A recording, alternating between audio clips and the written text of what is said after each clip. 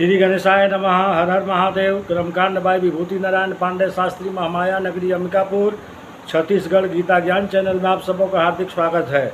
माताओं एवं बहनों एवं प्रिय साथियों, आप लोग कैसे हैं? आशा करता हूं कि आप सब अच्छे से होंगे और अच्छा से होना भी चाहिए। तो आज मैं आप लोगों के समक्ष गीता ज्ञान के माध्यम से भगवान श्री गणेश और माता लक्ष्मी के चरण कमलों का वंदना करता हुआ अपनी कक्षा को प्रारंभ करता हूं। तो प्रिय साथियों, आज का विषय है कि आजकल आपके घर में परेशानियां आने लगी है या महसूस होने लग गया है। ऐसे में आपको कैसे पता चलेगा कि घर में किसी ने काला जादू करवाए हैं या फिर नहीं? जाने क्या आप ब्लैक मैजिक से आप पीड़ित हैं? क्या आप लोग कागज़ कलम लेकर बैठ जाइए, लिखते जाइए उन लक्षणों को जिसे देखकर आप समझ सकते हैं कि किसी ने आपके ऊपर काला जादू कर रखा है। इस तरह की पसंदीदा जानकारियां सिर्फ आपको गीता ज्ञान चैनल में बताई जाती है। दोस्तों, हम अपने पहचान के लोगों के द्वारा तांत्रिक शक्तियों और काले जादू के वशीकरण तथा मारण प्रयोगों के बारे में सुनते हैं। फलाने ने ऐसा कर दिया, ठिकाने ने ऐसा कर दिया। हम में से कोई नहीं जानता है कि काले जादू किस तरह काम करती है। शास्त्रों में काले जादू के अभिचार यानी कि बुरे काम की संज्ञा दी गई है। काले जादू के मदद से लोग नकारात्मक शक्तियों को जागृत करते हैं। उसका मकसद शत्रु को शारीरिक रूप से मारना, आर्थिक रूप से मारना या परास्त करना होता है। इसमें किसी को परेशान करने या वश में करने के लिए काला जादू अन्य तरह के तंत्र मंत्र का सहारा लोग लेते हैं। कई बार हम पढ़े लिखे लोग हैं, पूछते हैं कि क्या होता है इस तरह का। तो जी हाँ, 100% जिसके ऊपर बीतती है वही जानता है। ऐसा क्या हुआ? सब कुछ अच्छा चल रहा था, अचानक ये सब कैसे खत्म हो गया? इस तरह का प्रयोग वही लोग करते हैं जो दूसरों की सफलता से जलते हैं।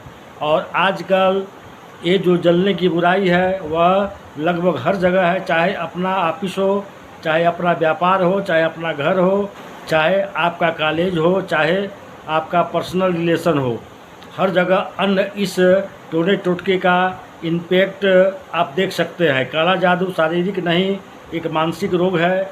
इससे ग्रसित व्यक्ति को खुद पर नियंत्रित नहीं रहता, वे अपने बुरे के लिए कुछ भी कर सकता है।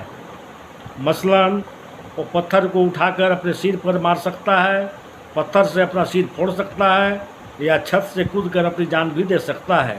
यह काले जादू के पहला लक्षण है। दूसरा लक्षण, यदि किसी व्यक्ति के ऊपर काले जादू का प्रभाव है तो बिना कारण ही वो बीमार पड़ने लग जाता है। गंभीर बीमारियों उसका पीछा करने लगती है। मेडिकल साइंस की दवाइयाँ भी उस पर असर नहीं करती। यदि ऐसे व्यक्ति के शरीर के किसी भी हिस्से में दर्द होगा तो प्रतिदिन एक के ही समय में होता है। ऐसे व्यक्ति के मुंह का रंग पीला पड़ने लग जाता है। यदि आपके साथ ऐसा हो रहा है तो आपके ऊपर काले जादू का असर है। आपके घर में तुलसी के पौधा का सूखना, अगर आपके घर में लगी तुलसी बार बार सूख जा रही है तो इसका मतलब है कि आपके घर में भी निगेटिव एनर्जी आ चुकी है। अगला, स्वभाव में परिवर्तन होना।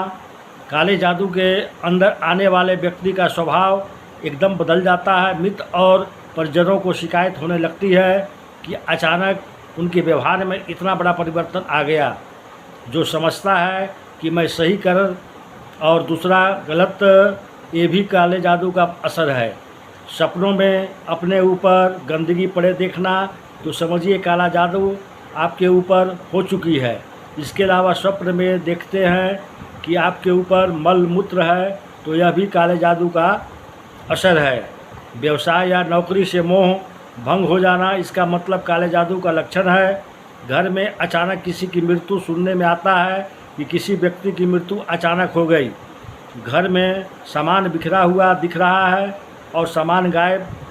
घर पर ताला लगाकर कहीं बाहर गए और घर का सामान आपका अस्त व्यस्त है।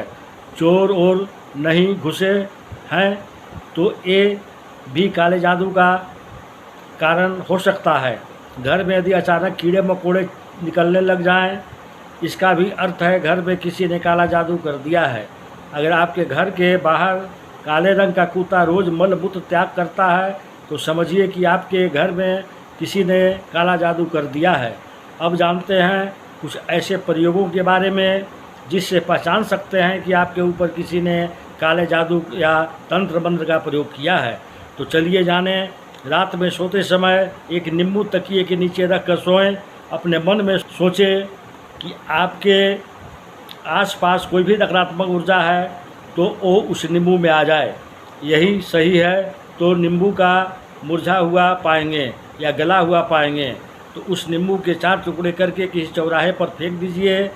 रात में सोते समय पानी का भरा गिलास एक रख दीजिए। सोते हुए सोचे कि आपके मन का जो निगेटिव एनर्जी है उस पानी में आ जाए। सुबह पानी को किसी पौधे के अंदर या बाहर फेंक दें। तो प्रिय साथियों, आज मैं अपनी कक्षा को यहीं विराम देता हूँ। नमस्कार।